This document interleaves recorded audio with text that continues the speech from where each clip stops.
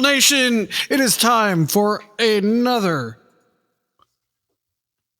It Worked Metal Promo Review, where we take metal promos that have been sent to us here at Podcast Them Down, and we read them, and then we decide how many ears we will be dedicating to said items being reviewed. And again, we have to stress, there's been some confusion about this lately. Mm-hmm. We don't listen to any of it. We are basing our judgment on is the promo we were sent. Okay? Yeah, exactly. We don't we don't listen to things to review them. We look at them, and that's why we give them ears instead of eyes. Wait. What? Wait.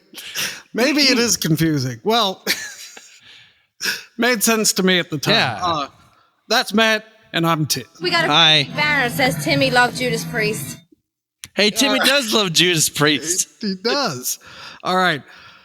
I had to dust this one off because it's been a while since we did an NPR, but here we go. Metal line, whatever day today is. Oh, yeah, we have to do the metal line. That's in the contract negotiations. How about this? This email is dated March 1st. Okay. For immediate worldwide release and publication, American melodic heavy metal band Angels of Babylon will release their new third album, Aquarius, on March 1st, 2024, via Fire Rock Music Group. Does that imply they have a previous third album? It does. That would be the implication.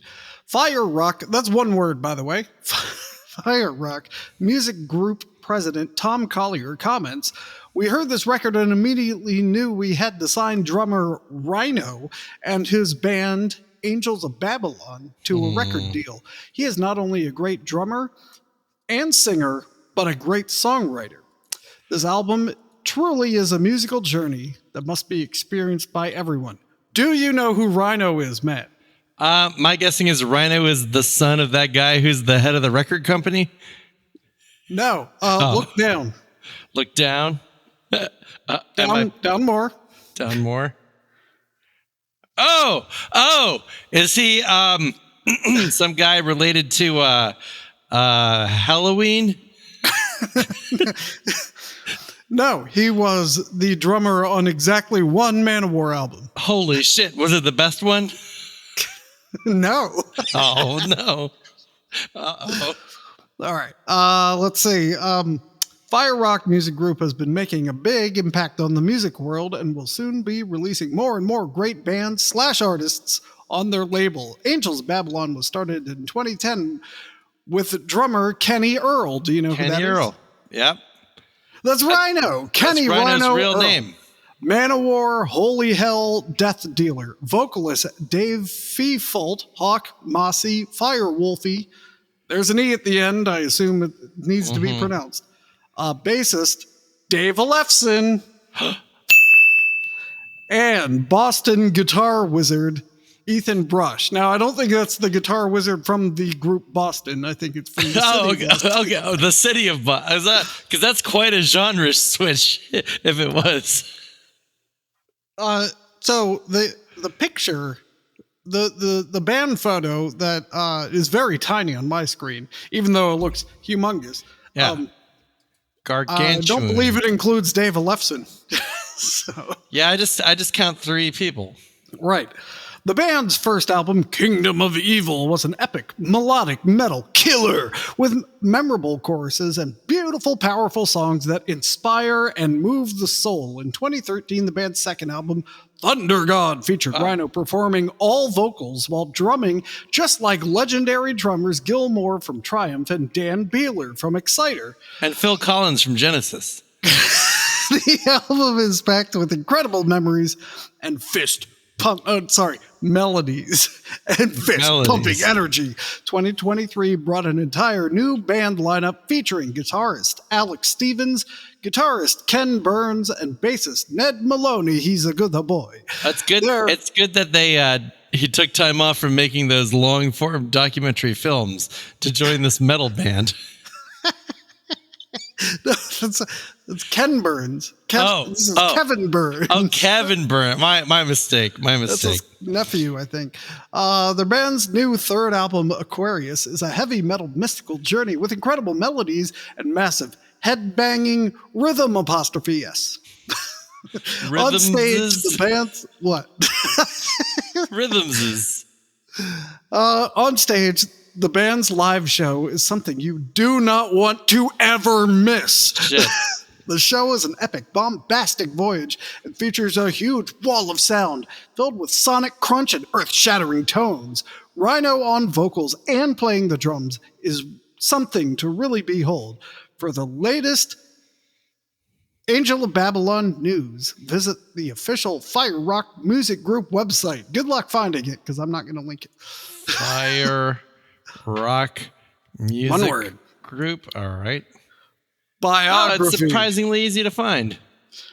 All right. Nashville, Tennessee drummer Kenny Rhino Earl began playing drums at a young age, eventually playing live shows with his band Archangel. It was in 1991 when Archangel, opening for heavy metal legends Manowar, was noticed by outgoing drummer Scott Columbus, which led to a meeting with Manowar band leader and bassist Joey DeMaio. Rhino was invited to join Manowar and performed on their 1992 gold-certified album, The Triumph of Steel, which has one of the worst Manowar songs on it. It also has some of the best ones. Yeah, that's balance at least.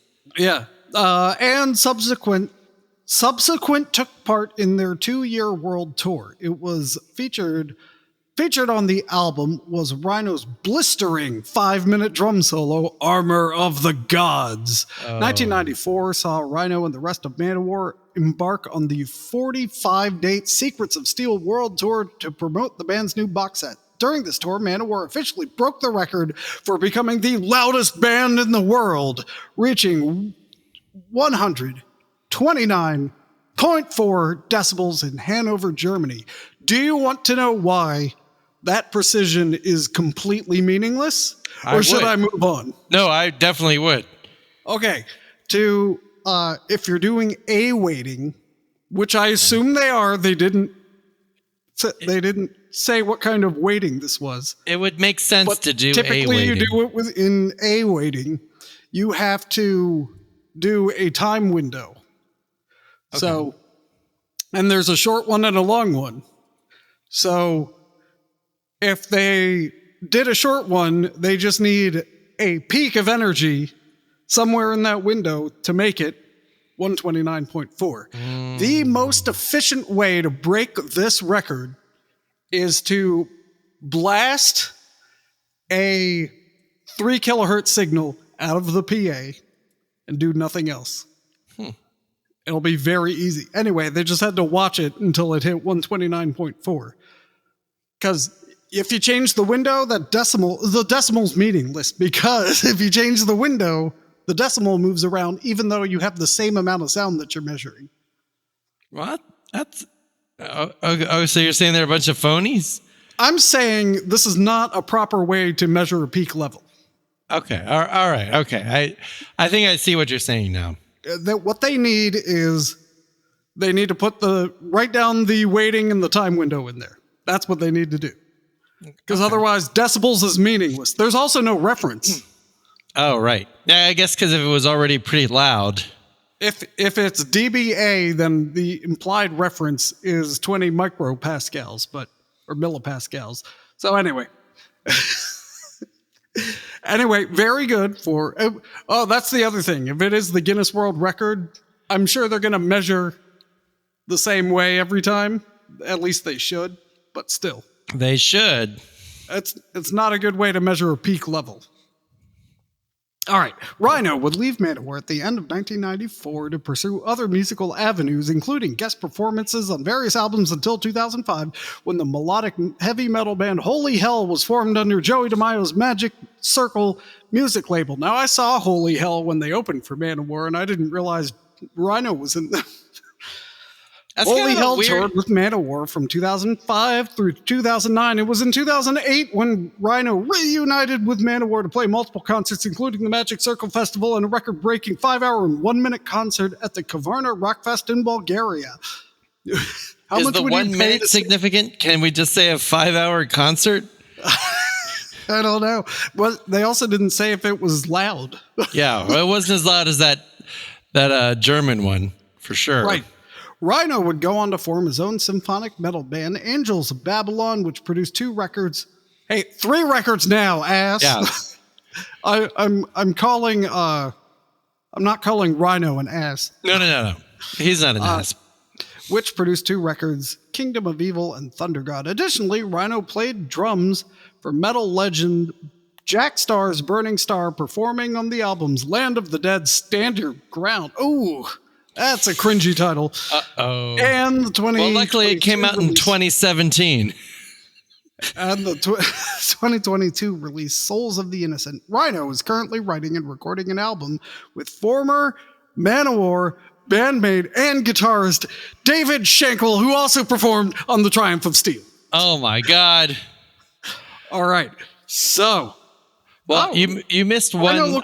You missed one Rhino side project, which is he has joined Italian dreamy metal guy Andrea Garibaldi, also known as Andy Morinar, in the band Morinar. And I think Morinar sounds enough like a drunk person saying Manowar that they might just be trying to get some listens there. Maybe that's how it happened. All right. The artwork looks like your standard prog metal fare, AKA like a Final Fantasy cover. Yeah, basically. With the logo's just a font with like a metal sheen on it, and the album title's another font that I think could be placed better on this artwork. Yeah. Well, I don't like the placement of the Aquarius. There are some, there's various issues with the weighting. Yeah, I wish Doug were here. He would have a lot more to say about that. It's okay. It's fine. It's not great. Okay, so for rating, Rhino is easily the most talented drummer, with the possible exception of Anders Johansson. It was Anders, right? Yeah. That Johansson guy who was in Hammerfall, who neither Hammerfall nor Manowar let actually play anywhere near up to his skill level. Maybe that's why Rhino left. Maybe. Like, I mean, what are you doing playing words so in much? his mouth. Slow it down, Rhino's a fantastic drummer. I don't know anything about his singing. But symphonic metal, I'm going to have to go all the way to 2 ears on this. I'm sorry. When you said something like that, I once knew a guy who was a horrible, he couldn't sing, but at one point he said, "And I sing like an angel." And he meant it too. But that's not the case with Rhino. I believe that Rhino is a good singer and a good drummer. 2 hard things to do, harder to do at the same time. I'm intrigued by Kevin Burns. I think he's a good boy. And I believe that Ned Baloney does a decent job. He's the bassist. Who cares? So I will also give them 2 ears. Wow. Perfect score. And looks like Doug's trying to get in. Uh-oh. But I don't know if he'll be successful. I don't know if he will. Well, he missed the Rhino one, because next we're moving on to the Rods. The Rods. This one came several days later. I have a bad feeling that we've given out all the 2 years we're gonna this NPR. For immediate worldwide release to print/online music media representatives. Hey, that's us. Reviewers. That is us. And radio program directors /radio show DJs. That's also us. That's kind of us.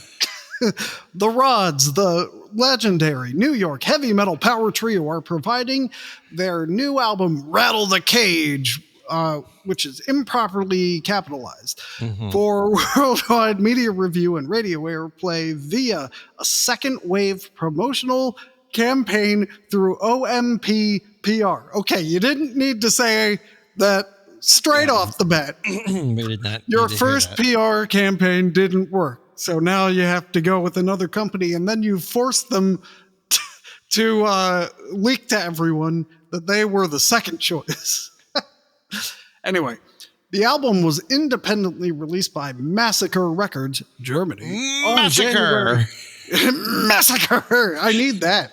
I don't have that. Yeah, that's what you fucking need. Yeah, but I do have this one. Judas Priest number 1. All right, the album was independently released by Massacre Records, Germany, on January 19, 2024. Rattle the Cage, featuring veteran members David Rock Feinstein, guitar vocals, and Carl Kennedy, drums, is also the studio debut of Freddie Villano, bass backing vocals, another good boy. Wait, I'm not sure if I can guess which one is him in this promo picture. Oh no. The Rod's drummer, Carl Kennedy, writes, Live at the Rose Hall was our first live album release with Freddie as our new bassist. Now, Rattle the Cage, with Freddie making his studio debut on a new The Rods album, shows everyone that the Rods are truly alive and well in the new music department and still kicking serious ass. The Rods, Rattle the Cage tracklist. Now and forever, Wolves at the Door, Cry Out Loud, Rattle the Cage, Can't Slow Down, Metal Highways. Oh no, can't slow down on the metal highways. No. You might get a metal ticket. Hell or High Water, Play It Loud, Shockwave, Hearts of Steel. Not to be confused with Manowar's. Heart of Steel. Hearts, multiple. I do wish that it was Play It Loud / Play It Clear. It would be all Manowar is what it would. Yeah. Let's see. What? Weird. Okay. Mixed and mastered by Chris Collier at CMC21 Productions, Las Vegas, Nevada. Cover art by Mark Rizzo. Mark Rizzo, isn't he the guitarist from like Soulfly? I think that's like the full name of that rat in the Muppets. Rattle the Cage. Oh, this is very Manowar. Check this out. Rattle the Cage is best played louder than loud, so crank it up. It says that in the promo. Fuck yeah, man. The Rods biography. The Rods are a storied heavy metal band that rocked their way through the 80s with a powerful, raw energy that had fans and critics alike calling them the American Motorhead. Wow. Once the go-to opening act for some of the biggest metal bands in the world, the Rods toured throughout the 80s with the likes of Judas Priest. Hey, Judas Priest number 1. Ozzy Osbourne and Iron Maiden.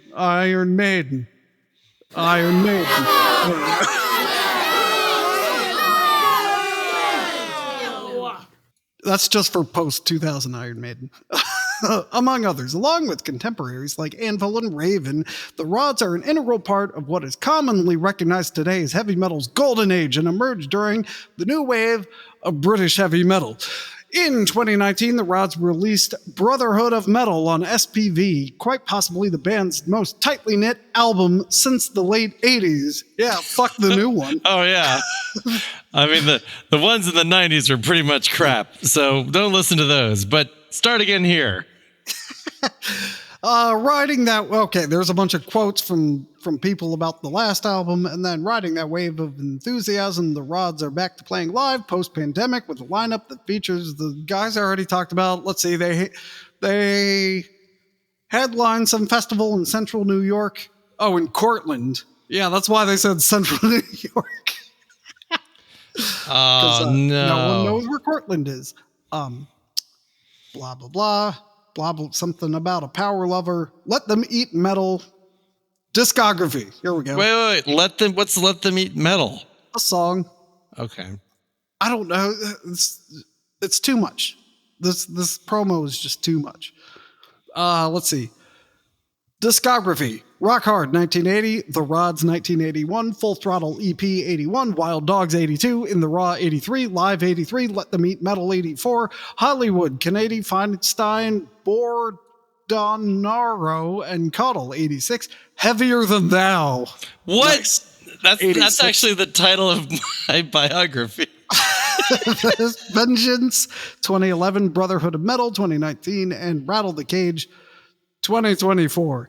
And man, the guitarist looks like a mini Joey DeMaio, and I know. A fun fact I hope about he's not him. mad at me for saying that. Wait. Are you talking about what's his name? David Rock Feinstein. I believe I am. His first band, a band that formed in 1967. He played this band with his cousin. Do you know his cousin's name? Feinstein. What year? 1967. 67. Gene Simmons. Ronnie James Dio. What? Oh my God. He asked Dave, who at the time barely played the guitar, if he could replace the guitarist in Ronnie Dio and the Prophets. He accepted and later handled the strings in Electric Elves, and Elf. That's amazing. Mm-hmm. That's amazing. All right. Album cover is 3 wolves in a poorly constructed cave. Oh, I thought it was poorly held together with Cerberus. chains. What's That makes a lot more sense if it's 3 wolves, because there's 3 guys. Right. It's a power trio. Mm-hmm. Okay. You know what? I might have to give this 2 ears. It's classic heavy metal. I'm curious about the power trio aspect. I know it can be done. I just haven't heard it done well in a long time. And if anyone's going to do it right, it's going to be guys who have been doing it since the 80s. I can't help but agree. I mean, I was skeptical coming in. I will say we need to work on your promo picture and maybe update your logo, because right now it looks like the promo picture for a motorcycle podcast. You know, and like the rods could be some kind of like engine something. So we need to work on that. Rods, although rods are often made of metal.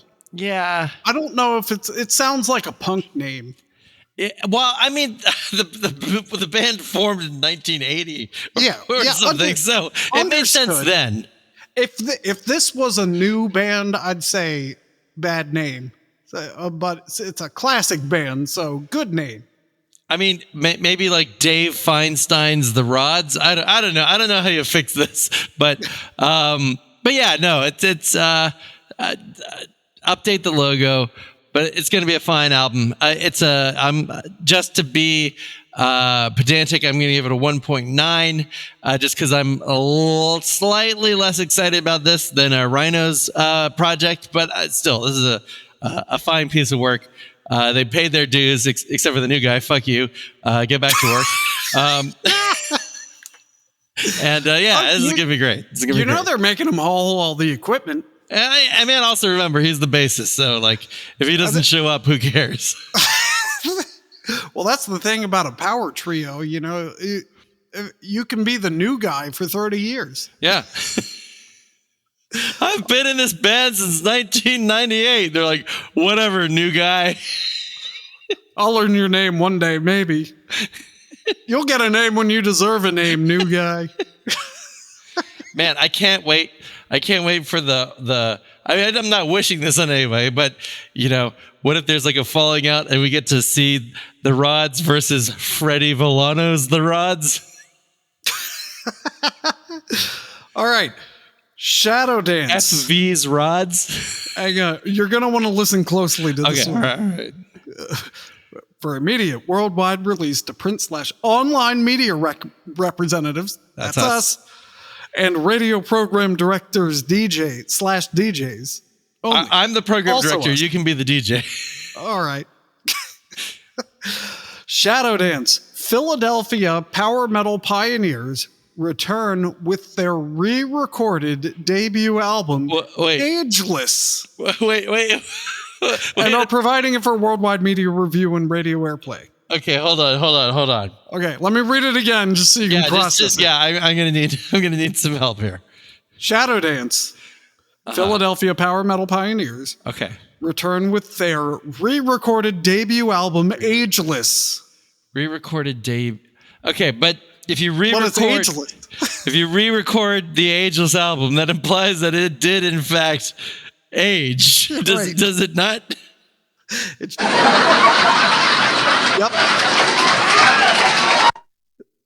I love cutting off the laughter. That That's makes the it best even part. funnier. There's all right. So it's ageless, but we had to update it. The reissue of Ageless. All right. Shadow Dance Ageless. Oh, it was released. It's out now. Go get it. February 9th, 2024 via Dive Bomb Records. Shadow Dance Ageless album track list. Another Day. I assume that's a Dream Theater cover. Climb. I assume that's the sequel to Free Falling. 'Cause I'm free.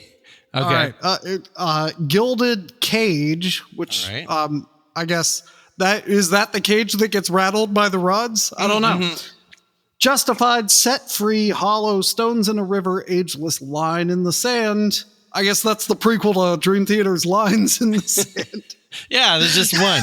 There's just one right now. Leave the Pain, and Forever, which I can only assume is a Beach Boys cover. Oh, so this track list is slightly different. Oh, yeah. All right, let's go through it never mind. again. No, with it's never mind. I'm just without not paying the attention. jokes. Okay. It is the same. Another Day, Climb, Gilded Cage, Justified, Set Free, Hollow, Stones in a River, Ageless, Line in the Sand, Leave the Pain, and Forever. Okay. Shadow Dance band lineup. Carlos Alvarez, guitars, bass, keys, backing vocals. George Eliason, lead and backing vocals. Okay. Jason Fraticelli on drums. And Brad Pondish on bass. For fans of early... For Angel fans of Dust. Shadow Dance. Did you like our first album? You're going to love this one. Angel Dust. Early Gamma Ray. Finally, a band has qualified a band like a fans of with the proper with like an era. But is that necessary for Gamma Ray? It might. I mean, be. it's like they did what we wanted them to do, but I don't think they needed to. That's probably fair. I'm a fan of early Weird Al Yankovic. Brainstorm, Tad Morose, and I know Tom really liked both those bands, as well as Gamma Ray. Anyway, Devin Townsend's Ocean Machine. All right. And I bet if Mike were here, he'd tell us all about we need Devin Mike. Townsend. And if Dave were here, he'd bring up Fish. So, band biography, hailing from Philadelphia, Pennsylvania. Shadow Dance was formed in the late 90s by guitarist/songwriter Carlos Alvarez with Jason Fraticelli, Brad Pondish, and George Eliason. Hey, original lineup. How about that? To craft a timeless brand of powerful metal infused with progressive and atmospheric elements, crushing riffs, blinding speed, exotic textures, and classical melodies are only a few of the tools utilized, always pushing boundaries. Shadow Dance deftly takes this core and twists in subtle hints of everything from black metal to old school thrash to 70s style hard rock. Uh-oh. Right? A truly seamless blend of heaviness and aggression, speed and epic bombast, and nowhere is this more evident than on their multifaceted debut recording, Ageless. But it's not their debut recording. It's their debut re-recording. No. They're talking about the other album. The first one, yeah. Okay, Ageless, all right. which was originally released in 2000 to international critical acclaim, featuring 11 songs in just under an hour. Ageless is a musical journey exploring the light and dark in us all, effortlessly shifting gears from the catchy mid-tempo groove and commercial appeal of Gilded Cage, the gargantuan riff but grandiose and uplifting title track, to the furious but focused power thrash of Hollow, and finally the epic 9-minute closer, Forever. Is that how long it takes to listen to it? Sounds like it. The ending of which propels the listener through eternity at breakneck speed, showcasing Shadow Dance at their best, expressing powerful songs with incredibly memorable melodies. Every composition is masterfully imbued with its own personality and flair. No two songs sound alike, yet there is a common stylistic edge that links them. Lyrically, they weave intricate stories based on the duality of life, stories that anyone can relate to. Ageless is a re-envisioned presentation of the original self-released edition from 2000, re-recorded almost entirely from the ground up. Only the original drum tracks and some keyboards were... Hey, how come the drummer got out of this? Yeah. That's some bullshit. And some keyboards. And some keyboards, guitar, bass, and most importantly, lead vocals. The 2000 recordings had to make use of a last-minute session vocalist have been completely redone. So I have a feeling this was done without the band being involved. Wait.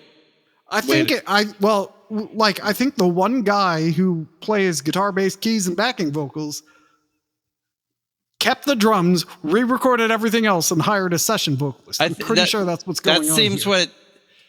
that makes sense. At last, all right, let's keep going, see what happens. At last, featuring the originally intended singer, George Eliason, whose undeniable talents expertly project the wide range of emotion that Shadow Dance's music represents. Okay? The album also features a number of notable guest performers, including John Yelland, Judicator Dire Peril, John Phipps, Moonspell Angra Amorphous, Tony Sanacondro, Job for a Cowboy, and Matt Hodgson, Chaos Frame Noble Beast, among others, with a brand new mix by Alvarez, stunning mastering by Brett Caldas Lima, Arion Devon Cynic, etc. at Tower Studio, and even all new artwork. Ageless has finally achieved its true form, how it was meant to be experienced all those years ago. Okay. The end. All right, the artwork is a Triskelion thing. Yeah. On against some clouds. I like and how it says Shadow Dance, and there's no shadows because it's overcast. I mean, this is not. So I'm looking at the original release. This is not the original artwork, and weirdly, the original artwork looks a lot more modern, and this looks a lot more 2000 to me. So there's some irony there. You know, this original one, just like you could slap Anubis Gate on here and I go, that's Anubis Gate. Yeah, no, definitely, right? It's just like it's just like blurry and kind of blotchy. But and they did so they did keep the ageless. So that's the same ageless. And they did that. That is roughly the same. It's funny because you keep turning away from the microphone, so it sounds like this. Yeah, so it is the same logo. Oh yeah, I forgot because my mic is on the other side now. So yeah, I mean, I don't. It's okay. The promo was confusing. That fourth guy was not on the original. Right. Wait. The vocalist was not George Eliason, was not on the original. Right. On the original, they had a session musician named Russ Friend, and I guess not anymore. Not anymore. Okay, so we've gotten to the bottom of that. Could that have been like a record label decision? I don't know. Maybe. Who knows? Apparently, it's the only thing this Russ guy has ever done. So. Interesting. Well, thanks for erasing Russ Friend from history, guys. Also, I'm noticing Forever on the new one is 16 minutes. 16 minutes? No, I have it on the old one as 16 and the minutes. old one. But didn't it say it was 9 minutes? There is a possibility that someone on Metal Archives was lazy. Could be. All right. So, I also noticed. Spoiler alert! There is a hidden track. Hidden track. You had Leave the Pain listed on that track list, right? Yes. Okay, so it looks like Leave the Pain is because it's fucking 2000. They did the whole secret track after like 8 minutes of silence or whatever. I love that. It's classic. I'm all for that. All right, here's people will be waiting for their CD changer to go, and they'll get angry, like what the fuck, and then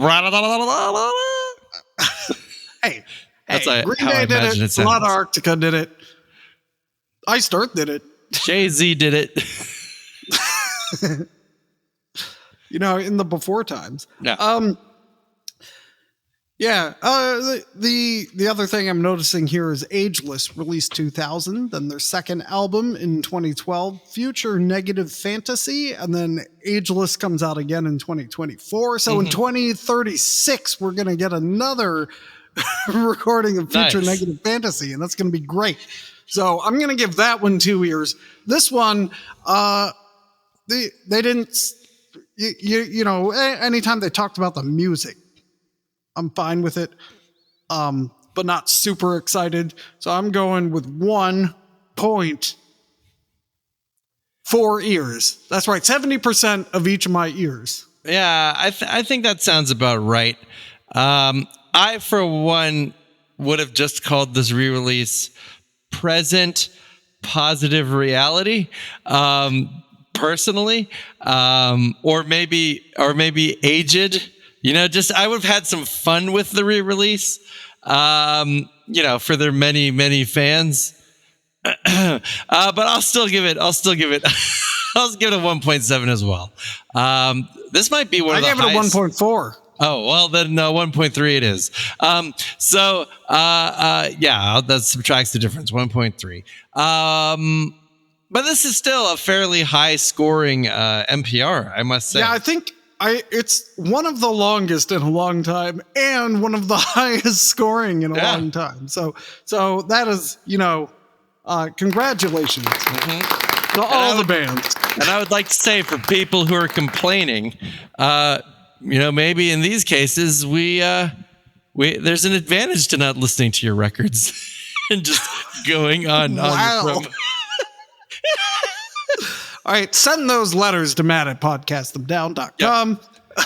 Yep. Not these bands, but other bands that we didn't include. Until next time, Metal Nation, if you're going to start a power trio, build a time machine first, because otherwise it won't be any good. Cast them down.